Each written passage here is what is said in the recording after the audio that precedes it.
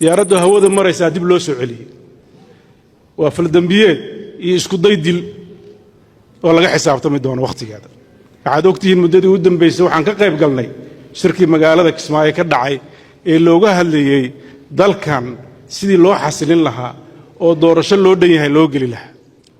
intiina halka fadhida kama warqabtaan saaka markaan garow ka soo baxnay ciidamadii hordhaca ahaa ee wafdiga dawladda Puntland xamar uga qayb gal lahaa shirka lagu igmaday iyo howlwadanadii dawladda ee madaxtooyada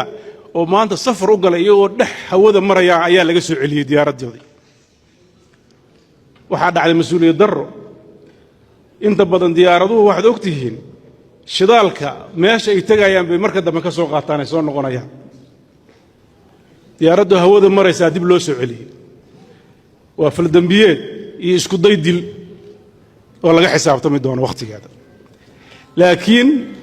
inaan Soomaaliya xaaladeeda ka hadalno oo meel walba ugu tagno uga baaqsan mayno cabsi gelin waxaan inii sheegayaa Puntland iyo dadkeedu war dhow ayay wararkaas